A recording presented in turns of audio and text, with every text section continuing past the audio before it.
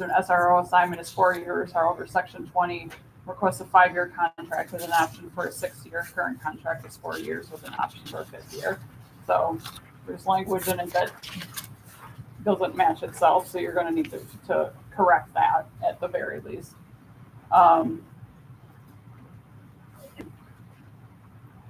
It talks about the 1.5% educational incentive that is in our union contract, that if an officer has a bachelor degree, they receive a 1.5% educational incentive.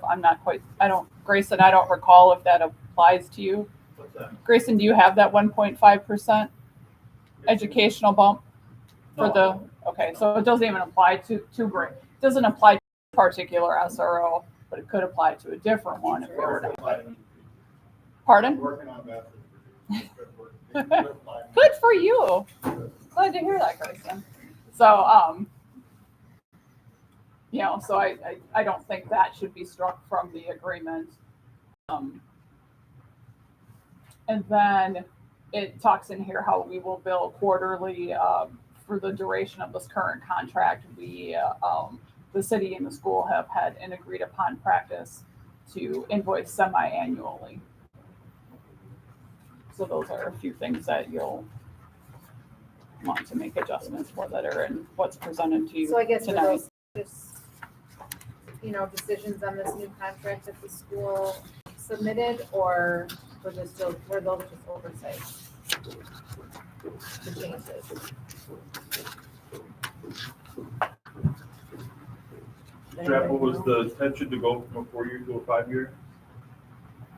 That was originally what we were looking to do, yes, but we can make that. Okay.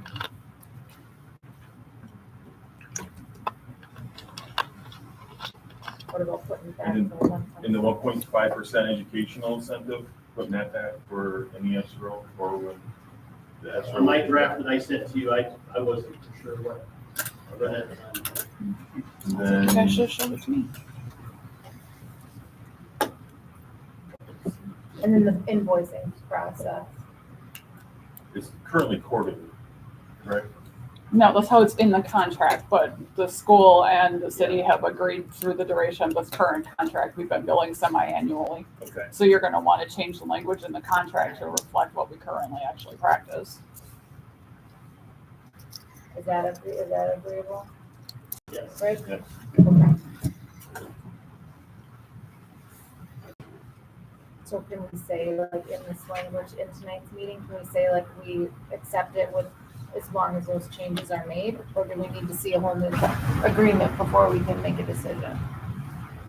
So we're gonna keep it at 4-year. Yeah. I just want to make sure I got these all Yeah. right. You requested overtime absorbed. I think I recognize that. I'm not looking to change that, or the tracking will unfortunately end up falling in the clerk's office for payroll.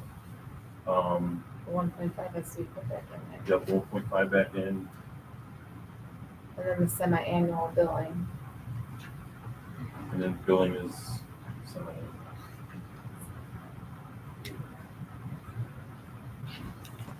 And I guess I have a dumb question.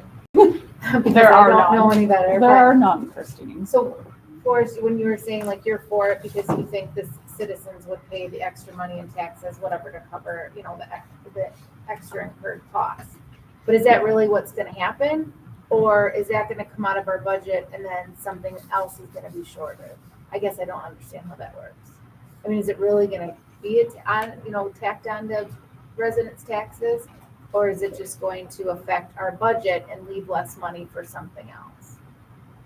That's a good question. We have no idea. We haven't seen any. It could be both, because it's gonna impact, because and Chris, by all means, jump in and tell me I'm off base, but if a department's asking for $12,000 to Right. do something, and we're 1,000 over for being a levy, then we're gonna have to cut that 1,000. And we're 1,000 over because we're now putting $1,000 into extra into the SRO position that we didn't have to put. Also important to note that this is also uncharted territory for both the city and the Right. school, because we've been enjoying a grant. We've had, the city applied for a grant and we shared those grant funds. The city and the school shared those grant funds. Those are the first So- 2 years, right? Yes, so this past year and then moving forward are going to be the real years where we're really actually bearing the true costs. Full brunt of it? Yeah, so I mean, it'll be different for both of us entities as Okay. well to see what kind of actual burden it puts on us. Yeah. So I'm just trying to get it out there that, yeah, approving this would mean that we have to cut other things eventually, maybe, in budgeting. I just want to understand that. Well, you can only spend so much money. Right. You run out, But that's what I'm saying. you know, Something else has to be. pile it up there, got less of a pile of it. You have to be in a certain number in order to get that credit or. Expenditure strength program. There you go. That- But again, it's also important to remember, like how I touched on, the SRO is a special revenue fund, so all of the SRO expenses exist in a separate pot of money, if you will, that is funded by the school and ourselves, which we transfer from general fund into that pot of money to fully fund that position. So, Okay. That the benefits of the program far outweigh the minimal amount of extra money that we're looking at. There's so many benefits, not just to the school, but to the entire city. Anytime there's an issue with something with a kid that would affect, citizens that don't have kids in the school or business owners that may not have kids in the school, he's able to assist with that stuff too, just because of how well he knows, all these Yeah, and kids. again, we're not, No, I agree. program's I'm not just saying- something we're arguing about, yes, I'm we just saying need the it, but minimal just amount talking is- about where the cost of things and how to That's be just about the cost. Right, fiscally just the responsible in our decision making. Agreed. So as it sits right now with I count three of the changes, make sure it's still set for 4 years with the option of the 1.5% educational incentive back in, and then the billing being semi-annual. Those are the 3 things we're looking to have adjusted, pending those being adjusted and approved by both the school district and the union. Anything else that you guys would want to sit there and discuss before making a motion to approve the MOA? Not for me. Okay. Kristen, you got that all recorded? no, I don't. You'll have to. Okay. So the motion would be to approve the MOA as presented with changes Pending. pending, so you need those changes listed. I think they were the 3 The 4 years. Yeah. non-financial changes that I brought up. Okay, The 4 years, the 1.5%, the billing semi-annually.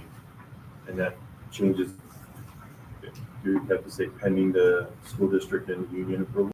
to Yeah, make sure and that that's- everything is, Yeah. Yep. meeting priority. So pending their approval on those 3 changes to the MOA as presented would be my motion. I'll second.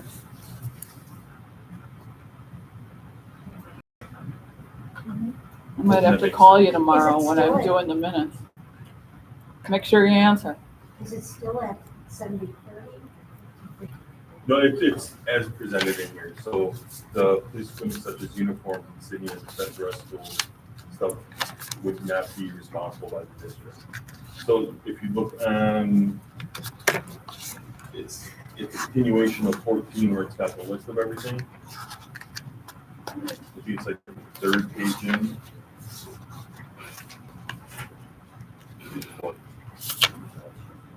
Regular wages, holiday pay, the list on top. So the stuff in red. That's not, well, our copy's black and white, so. Right, well, the red. I don't is pay usually extra stated. for color, sorry. That costs money. Fiscally responsible. So yeah, the faded stuff would be how they're handling that versus the 50/50. So everything would still say 70/30. It's just that those items that you can see that are faded would no longer be included or charged to the school district. That makes up for that. Except for that? Yep. That's how that works.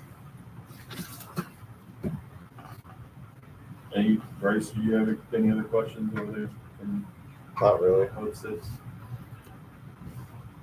My only concern that has been brought up me from my district is a lot of the renters are just worried this will help increase their taxes, especially with the reassessment. So they're worried their rent will go up, but they're like, whatever, we move, we move. My understanding is it's not necessarily about raising taxes, it just means, what do you mean, I'd be able to get the shiny new air freshener for his truck? Squad car? Or, come on. Grayson's not getting tires on the squad.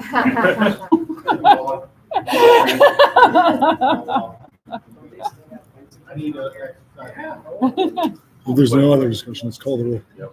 Okay, so everybody understands Forrest's motion and Marie's second? Yes. All right. Forrest Fromme, Aye. Lisa Sullivan, Aye. Jim Bansma, Marie Fenske, Aye. Christine Schmitz, Aye. Bryce Remy. Aye. I didn't have to vote.